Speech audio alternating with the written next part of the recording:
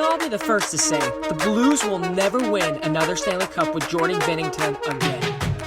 Welcome back, everyone, to Around the Waves. I'm your host, Luca Vitale, and Zach is still with me. For the second part of this episode, we're going to talk about the Kraken's playoff chances.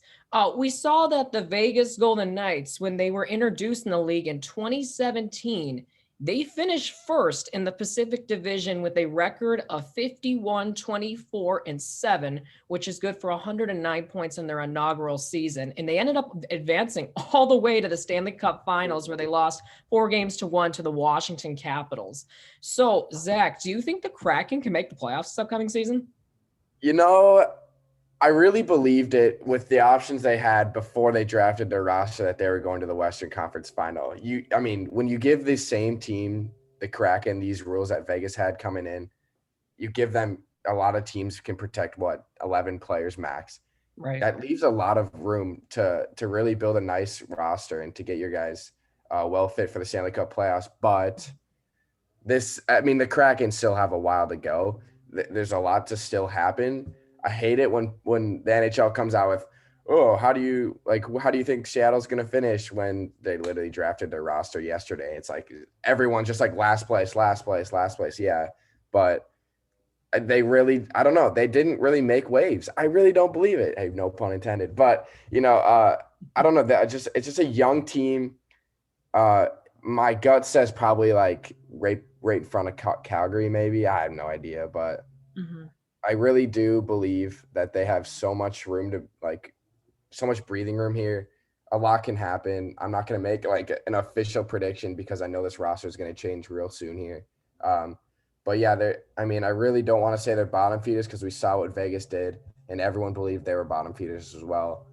But, it's just going to be exciting. I'm happy that we get to watch this team in the Pacific Division with Vegas and like Los Angeles and these big market teams. It's going to be interesting to see what they can do here. What do you think? Obviously people have this temptation to compare the Kraken to the Vegas Golden Knights, who have obviously had so much success entering the NHL since 2017. I mean, you got a team that has 1 Stanley Cup appearance and 2 conference finals appearances. So obviously you got this temptation to do that. I get that. They wanted to be competitive right away. I get that. That's not Seattle's. That's not their motive here as of right now. But I did respond to the NHL's tweet this morning where I believe they're going to finish. And I do think they will squeeze in that number 4 seed in the Pacific Division. I have Vegas, Edmonton, Calgary, and then Seattle fighting Vancouver for that 4th seed. I honestly think that Vegas, I don't think anyone's going to be able to beat them in that division. I just don't see that. Edmonton, obviously they're dealing with Zach Zeman right now, which is going to be a huge offensive piece to that offense. You already got Connor McDavid, you got Leon Draisaitl, you got Ryan Nugent-Hopkins, you got Alex Chason.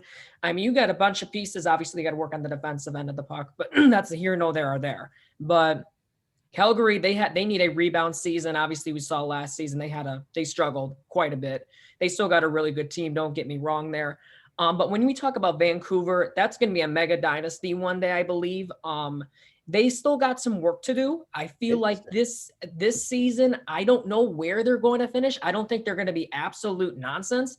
The Los Angeles Kings, they're still in the question. I don't believe Anaheim's anywhere near either of those teams. But I feel like the Kraken is going to surprise some of us with that 4th seed. And the reason I say that is because I do see this division as quality teams. When I look at this division, I don't see Seattle finishing above Vegas or Edmonton. So we'll get that out of the way. So obviously there are 2 Fleuries on the squad. Cale Fleury and Hayden Fleury. They broke the record of drafting Marc-Andre Fleury in Vegas back then. Yeah. They broke the record of drafting Fleuries and expansion draft history there. Yeah, who knows? I mean, they could be on the same defensive pairing. We'll see. But obviously, you have some quality offensive pieces that they got last night. Jonas Donskoy, you got Yanni Gourde, you got Colin Blackwell, Jordan Eberle, Kelly Yarncroke, Mason Appleton. People keep underestimating this guy. He hasn't had enough ice time in Winnipeg. I think this dude could be a quality top 6 forward. He probably could. He's not a bad penalty killer either. So all these guys that I just mentioned, they have some great offensive prowess. They got great stick handling, quality speed, if you ask me. Great taking the opponent netminder's vision away and then putting the puck behind the net. But I don't think that's the thing that gets my attention with the Seattle Kraken. This is a team that we just mentioned in the previous episode that has a ton of young talent. And when you have a ton of young talent, you can get some assets in return. That's what I believe. And obviously, they're not going to be a top two team in the division. Don't get me wrong with that. But on the defensive end of the puck, they got tons of options. So let's not be delusional here, but I'm not going to say they're Tampa Bay defense, but they're above average. I mean, people are kind of just getting away with Vince Dunn here. I don't know where people are writing off Vince Dunn here. This is a dude that's 24 years of age. Yeah, Vince Dunn was, I think Pierre LeBrun reported that he had a lot of teams coming after him because he's an RFA and like they couldn't get any deals done and Seattle took him. And now they can probably move him. You never know. Seattle can definitely move Vince Dunn and get some huge guys in return. It's so incomplete right now. There's a lot to do with the Ground Francis here, and it's just going to be exciting. But when you draft these players who are left unprotected by their former teams, there has to be a spark in each of these players that's like, dang, I really have to prove my former GM wrong and that he like that they left me unprotected. I mean, when you come to Seattle, a new NHL franchise, you want to play well. You want to start this thing well, and you want to make a name of yourself as you're one of the first players in franchise history to play. So this team is all coming together with that same mindset, and Vegas did the same thing where I bet you they're going to sit down together. Every one of these guys is going to sit down together and say, like, look at us. We're not supposed to be here. We're all like misfits from our last teams. Like, what can we do? Like, the motivation has to be through the roof with these guys. They have nothing to lose. And to join a roster with everyone like in that same exact spot from their last teams, I mean, a lot can happen. The Kraken have so much potential, though they might not finish ahead of Vegas or Edmonton or all those top teams, but I can definitely see them being better than Los Angeles and Anaheim here. I mean, if you saw what Los Angeles and Anaheim did last year, it was not fun to watch. No. So Seattle can definitely they're going to fit well, and they can make a name of themselves real quick and maybe get in that playoff spot. But there's a lot to happen in the meantime. Well, yeah, absolutely. But when I want to get back to Vince Dunn here. Sorry. Obviously, when it comes to getting ice time, right? He had to play first behind Alex Pietrangelo, which we saw he went to Vegas. Then we saw him last year playing behind Justin Falk and Colton Parayko. And I think he also played behind Torrey Krug, if I'm not mistaken. But Vince Dunn, this dude has generated 20 plus points in each of his couple NHL seasons. So this is something to be looking out for. I think he would actually be a pretty good pair with Adam Larson, if I'm not mistaken. He could be. I don't know. But I'm not going to forget also that they have Carson Soucy. You know a thing or two about Carson Soucy. And then Jimmy Oleksiak. So I honestly think they would be a pretty good pair if I were to put them together as well. So they have some pretty good young defensemen. They got some quality, experienced defenseman options. And then obviously we can get to their goalie tandem too. I mean, you didn't take Carey Price or Jonathan Quick or Tuukka Rask. All three were available. That's fine. But I'm looking at that goalie tandem they have right now. You got Chris Driedger, Vitek Vanacek, and then Joey Daccord. Obviously, Joey Daccord is probably going to be in the AHL affiliate part. But I like Chris Driedger and Vitek Vanacek a lot, especially Vitek Vanacek. I think that was a great pick by them personally.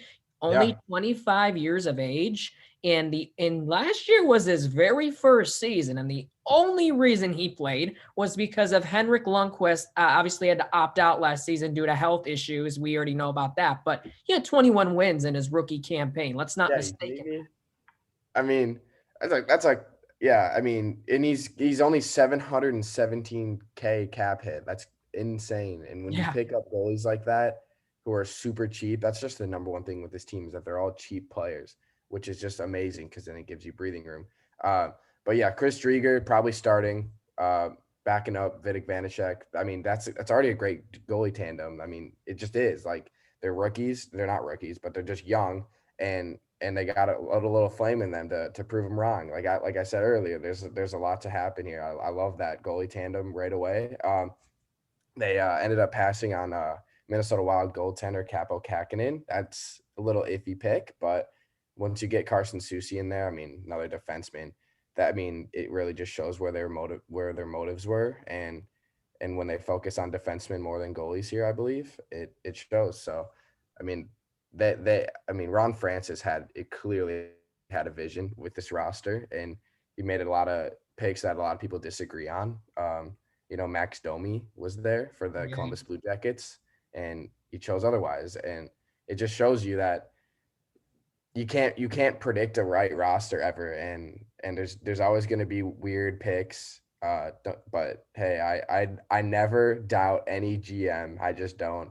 I always believe they know way more than we ever will in terms of hockey knowledge and hockey stuff. So there's definitely a motive here. But we'll just see what happens. I like this goalie tandem to start, though. All right. So currently constructed. You said you had them missing the playoffs, correct?